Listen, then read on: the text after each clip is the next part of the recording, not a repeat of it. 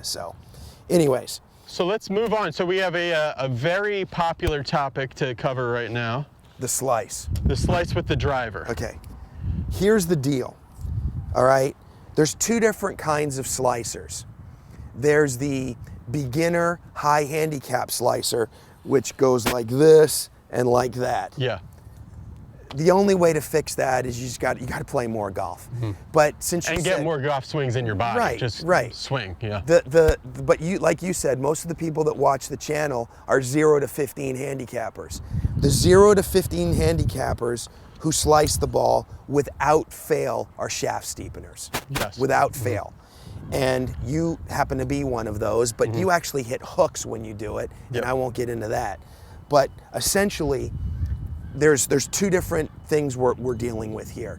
The hit impulse, which we all have. Yep. And quite honestly, the lag culture has created a lot of this as well. Okay?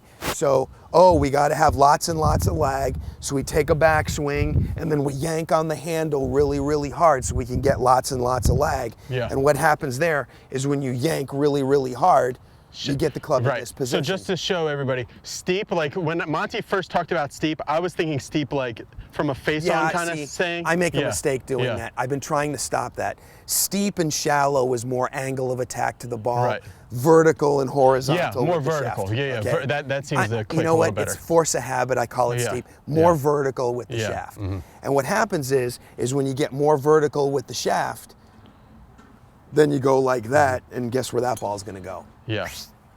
So you're saying your body is kind of athletically reacting to the shaft being too vertical and makes a correction at the last moment? It either, so you won't hit the ball from there. Yeah. So there's two different. If you just went there, you'd miss it by a foot on the outside. Yeah. So there's two general corrections the body makes from here. One is this way, which can be a block slice, or a snap hook. Yeah. Any of the three, all bad. Or yanking this way with the left elbow, which is this one. Yep. Okay. So what you want to do is when you start the downswing, you want the shaft working this way. So you want to feel like on the downswing, you're kind of actively laying it off. Right. See, and here's where I think golf instruction goes wrong. People want to cure this by saying, drop the right shoulder, swing the right field, all of that nonsense. And then you end up like the first guy who asked the question is, how do I stop dropping? Because you're like, like this? Yeah. Oh, you need to drop the right shoulder and swing the right field. That's the wrong way to fix it. So you're talking about don't go like this. Just take your hands. The hand path is basically the same. You're just doing this. Correct. Yeah. So you don't want to do this to fix it because, this is snap hook city from here because you're going to stall and roll. To fix this, you still want your hands working out, but you want the club working back. And people are going to look at me and go, wow, that's really hard. Well, it's a hard game. This is one of the, there's 2 or 3 different moves in the golf swing that are extremely difficult to master. And this is one of them, is getting the hands to continue to work on this angle without the club working that angle. That's let's hard. See it, Monty. Hit a shot here.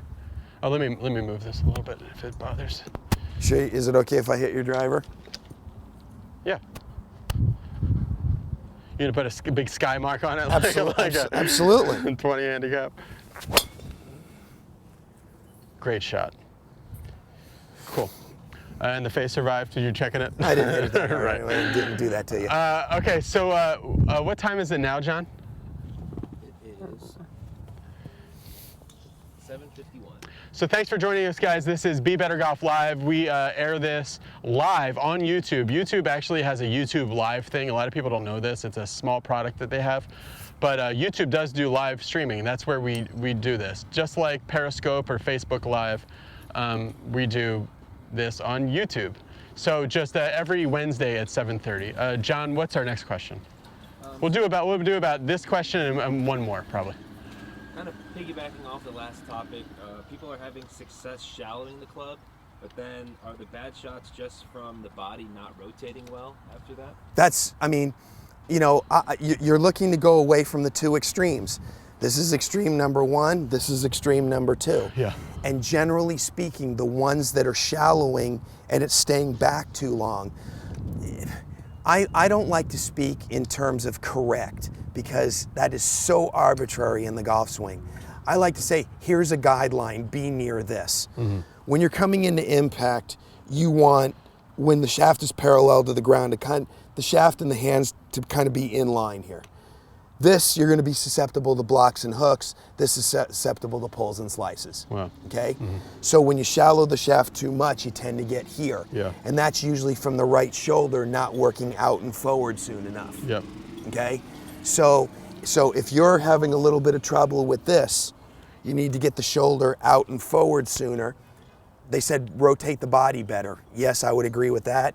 You can call it rotating the body better, right shoulder working out sooner, left shoulder separating from the chin sooner. It's, I go on. Because I think a lot of people, when they get this kind of laid off feeling, they can sometimes get back to being stuck again. Right. So how do you keep that right arm active while you're laying it off? It's got to, it's got to work out with the right shoulder. It's hard. I mean, I look. I'll try it. One of the reasons why I drove the ball so crappy on Thursday was because I was standing there. I stand the shaft up too much with my driver, okay? And when I lay it down, I drop my right shoulder too much. So, you know, I'm a pretty talented guy. I can do a lot of different things with a club. You know, I have a vague idea on how the swing's supposed to work, and it's still hard. So we're going here and out and so like if we had a video that was called deep and out, this is almost out and off, you know, out and laid off a little bit. Well, this is part of the deep and out. Or actually off and out. This is part of the deep and out. You know, you get back there. Go ahead, take it back. Okay. Take it back and stay there. What you're looking to do is go like this. Oh, okay. It's funny, it really feels like you're rolling the wrist as you're doing it. You know, a lot of people will tell you, a lot of instructors will tell you that that's how you move that, is the first move down is you go like this. Motorcycle. Yeah. Yeah. All right, let's give it a shot. So I'm gonna go here, I'm gonna feel this motorcycle move as I'm going out to it. And I'm gonna get deep on my backswing. So deep motorcycle and out.